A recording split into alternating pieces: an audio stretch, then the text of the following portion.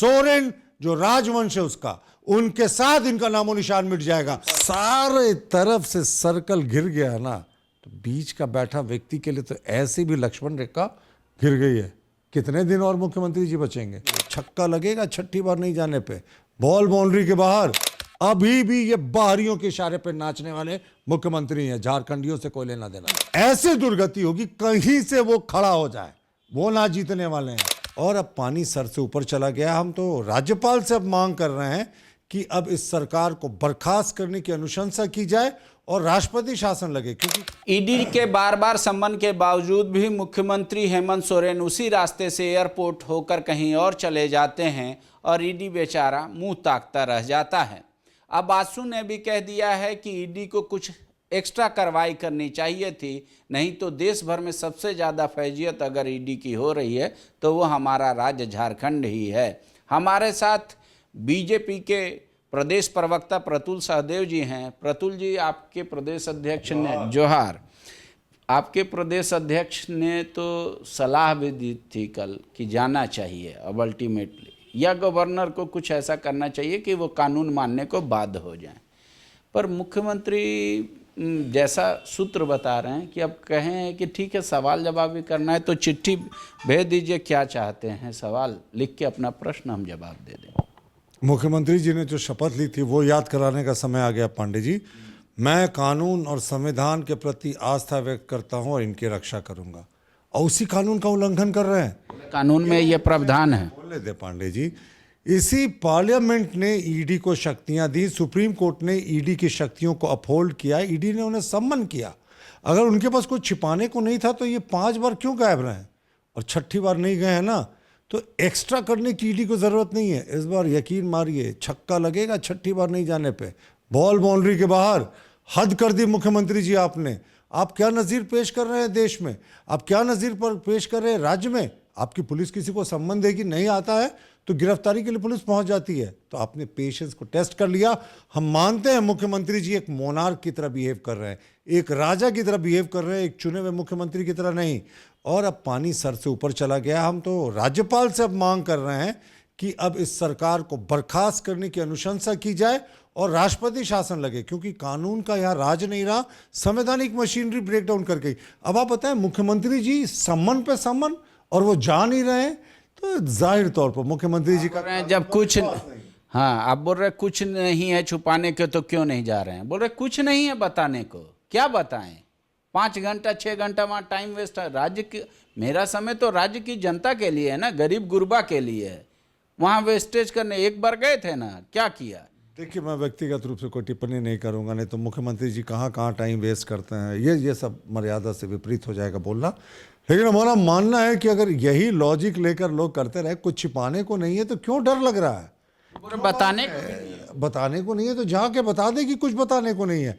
दरअसल मुख्यमंत्री को पता है ना कि उनके इर्द गिर्द के जितने लोग हैं, उनका विधायक प्रतिनिधि पंकज मिश्रा मुख्य अभियुक्त, उनका super chief minister Amit Agarwal jail के भीतर, उनके जो दाएं हाथ थे प्रेम प्रकाश, आज तक AK-47 जो मुख्यमंत्री के हाउस गार्ड के रिकवर हुए थे उन पर आज तक रांची पुलिस ने फायर नहीं किया, वो भी जेल के सलाखों के भीतर, उनकी माइनिंग सेक्रेटरी सलाखों के भीतर, उनके ब्लू आइड बॉय रांची के DC जो छवि रंजन थे वो जेल के भीतर। तो जब सारे तरफ से सर्कल घिर गया ना, तो बीच का बैठा व्यक्ति के लिए तो ऐसी भी लक्ष्मण रेखा घिर गई है। कितने दिन और मुख्यमंत्री जी बचेंगे? तो मुख्यमंत्री कह रहे इन लोगों से मेरा क्या लेना देना है? बिल्कुल सही। सर्कमस्टेंशियल एविडेंस में फांसी हो जाती है माननीय मुख्यमंत्री जी। आप तो एक छोटी सी बात कर रहे हैं कि इन लोगों से हमारा लेना देना क्या है। आपके हाउस गार्ड्स के जो AK-47 है उसकी बरामदगी एक सत्ता के दलाल क्या होती है। आपके जो पहली पोस्टिंग की थी आपने रांची DC की, वो 10,000 करोड़ के स्कैम में फंसते हैं, लैंड के स्कैम। आपके जो विधायक प्रतिनिधि हैं वो 1,000 करोड़ के स्कैम के मुख्य अभियुक्त और अभी तक आपने उनको नहीं हटाया है। तो कहीं ना कहीं ये सारे तार आपसे जुड़े हुए हैं। और आप कैसे कह सकते हैं, आपने तो जिन प्रॉपर्टीज़ का डिक्लेरेशन किया है लोकपाल के सामने, वो तो आपके इलेक्शन एफिडेविट से मैच भी नहीं करता है। तो कहाँ से मुख्यमंत्री जी? और माइनिंग लीज का बम अभी भी बाकी है। खुद मुझे बोलने थे, उसके बाद मैं समझ रहा हूँ आप क्या बोलना चाहते हैं। देखिए हमारे यहाँ ना कोई विंडिक्टिव एटीट्यूड से नहीं होता। आपने कहा कि आंसू ने कहा कि एक्स्ट्रा करना चाहिए, जी नहीं, हम बिल्कुल नियम सम्मत कानून सम्मत कार्रवाई करते हैं, लेकिन ईडी को अब क्या कानून सम्मत कार्रवाई करनी है वो सरकार को बताने की आवश्यकता नहीं है। ईडी सक्षम है और यकीन मानिए इस बार मुख्यमंत्री जी ने उस रेखा को पार कर दिया जो एक सहनशीलता की होती है। आप क्या नजीर पेश कर रहे हैं? मुख्यमंत्री होकर कानून का पालन नहीं कर रहे हैं, एजेंसी के सामने फेस कीजिए ना। जाहिर तौर पर मुख्यमंत्री के पास सिर्फ छिपाने के लिए। आप कह रहे हैं कि अब लिफाफा वाला जिक्र आया, कांग्रेस कह रही है एक आदमी लिफाफा खोलते खोलते खुद चले गए झारखंड छोड़ के, महाराष्ट्र के हाँ छोटे राज्य नहीं। हाँ ठीक है, दूसरे आदमी आए हैं, लिफाफा में कुछ है कि नहीं है, जिन बोतल बंद भूत का दिखा के क्या दिखाना चाहते हैं? अरे गवर्नर हाउस को ये देखना चाहिए कि राज्य में कितने कॉलेजों में पढ़ाई नहीं हो रहा है, कितने यूनिवर्सिटी में नहीं हो रहा है। बोले वो बीजेपी का स्थल नहीं है, वो मुझे थोड़ा सा बोले देना। बम समझते हैं ना, बम क्या होता है? वो बम का जिक्र हुआ था उस समय, लिफाफा बम। ये मान लीजिए बम यहाँ है और सुतली उसकी यहाँ तक आती है। अभी यहाँ आग लगा हुआ है, आग लगते लगते लगते लगते लगते लगते बूम, एक दिन बूम हो जाएगा।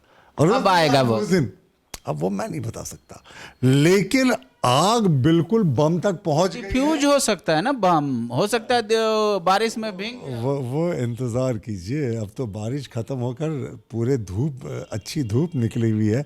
बम के फटने का समय तो ऐसा लगता है हमारे व्यक्तिगत आग। जेएमएम के लिए जो माननीय मुख्यमंत्री हेमंत सोरेन है वो बहादुर शाह जफर साबित होंगे। सोरेन जो राजवंश है उसका, उनके साथ इनका नामो निशान मिट जाएगा। पॉलिटिक्स, आपको डेमोक्रेसी पे विश्वास नहीं है? बार बार आप ये बात बोलते हैं कि वो राजा हैं, जमींदार फैमिली से हैं, इसमें कोई शक है? राजवंश है, वो देश के सबसे बड़े जमींदार हैं। इतनी जमीन किसके पास? हमने तो पहले भी कहा, रातों वो जनता ने चुना। मुझे जनता ने चुना क्योंकि जनता ने सपने देखे थे आदिवासी मूलवासियों को सरकार देने के, मतलब हक देने के मुद्दे पे। अरे इनको 52 लाख वोट आए थे, हमें 50 लाख आए थे, आंसू को 7 लाख आए थे। साथ मिलकर नहीं लड़े इसलिए जीत गए। 2 लाख वोट का तो अंतर था जब इनकी तथाकथित लहर थी। इस बार यकीन मानिए मुख्यमंत्री हेमंत सोरेन की ऐसे दुर्गति होगी कहीं से वो खड़ा हो जाए, वो ना जीतने वाले हैं, क्योंकि इस बार प्रदेश की जनता युवा गैंग अप करके उनको हराएंगे। फिर से इन्होंने स्टाफ सिलेक्शन कमीशन के एग्जामिनेशन को कैंसिल कर दिया, कह के कि हम सक्षम ही नहीं है। कहा एजेंसी ने कहा कि सक्षम नहीं है। हाँ सक्षम नहीं है, कहा ना, तो कैसे कह दिया एजेंसी ने सक्षम नहीं? ऐसे एजेंसी का चयन कैसे किया? ये सरकार चाहती ही नहीं कि यहाँ के लोकलों को नौकरी मिले, उनको उनका हक मिले, क्योंकि मुख्यमंत्री आदिवासी मूलवासी विरोधी मुख्यमंत्री हैं। ये बाहरियों के इशारे पे नाचने वाले लोग हैं। इनके इर्द गिर्द जितने लोग हैं, कितने आदिवासी मूलवासी हैं, तो आदिवासी मूलवासी का नाटक करना, घड़ियाली आंसू बहाना मुख्यमंत्री को बंद करना चाहिए। ये तो आप पहले शख्स हैं जो कह रहे हैं कि आदिवासी और मूलवासी के विरोधी है ये सरकार। बिल्कुल, क्योंकि इनके जितने करीब कॉकस के लोग हैं, एक आदिवासी मूलवासी बता दे जो इनके किचन कैबिनेट के लोग हैं, जो इनको एडवाइस करते हैं। कौन इनको एडवाइस करता है? और आदिवासी मूलवासी विरोधी इसलिए हैं कि 1932 का ये खतियान को लागू कर सकते थे, आदिवासी मूलवासियों को हक दिला सकते थे एक सरकारी आदेश से। विधानसभा 9वीं अनुसूची में भेजने की क्या आवश्यकता है? वो तो फिर कल दोहराए कि हम लाएंगे 32 हराल में। कब? कल। जब सत्ता से बाहर हो जाएंगे तो विपक्ष में चिल्लाने के लिए बहुत टाइम मिलेगा। अरे समय है, शर्म कीजिए। आपने जो जो वादा किया था, कहाँ गई 20 लाख नौकरियां? 4 वर्ष तो हो गए। तो 2 करोड़ की पुस्तक कहाँ गई नौकरी? हमने तो बताया था कि 41 करोड़ अभी तक हम लोगों ने मुद्रा अकाउंट से लोन दिया। गूगल करके देख लीजिए। लोन नहीं, नौकरी नहीं तो रोजगार, स्वरोजगार की बात की थी प्रधानमंत्री जी ने। इसको विकृत परिभाषा नहीं करे, नया एजेंडा नहीं सेट करे। माननीय मुख्यमंत्री आदिवासी विरोधी, मूलवासी विरोधी मुख्यमंत्री हैं। नहीं तो यहाँ के आदिवासी मूलवासियों को नौकरी में हक देते, 1932 का खतियान लागू करते। एक और घोषणा थी इनकी कि जो 25 करोड़ तक का टेंडर है या कुछ ऐसे ही अमाउंट था, सब यहाँ के लोकल को देंगे। श्वेत पत्र जारी करे, कितने लोकलों को दिया? अभी भी ये बाहरियों के इशारे पर नाचने वाले मुख्यमंत्री हैं, झारखंडियों से कोई लेना देना नहीं। शुक्रिया। जो कल तक जेएमएम की भाषा थी, अब वो बीजेपी की भाषा है। हर कोई चिंतित है आदिवासी और मूलवासी को लेकर, और जो सत्ता में रहता है वो इनका विरोधी हो जाता है। इसका आकलन आप कीजिएगा कि प्रतुल जी के बात में सत्य है या जेएमएम की बात में सत्य है। आपको क्या लगता है, कमेंट बॉक्स में हमें लिखकर जरूर बताइएगा। शुक्रिया। TheFollowUp.in. Like, share, and subscribe.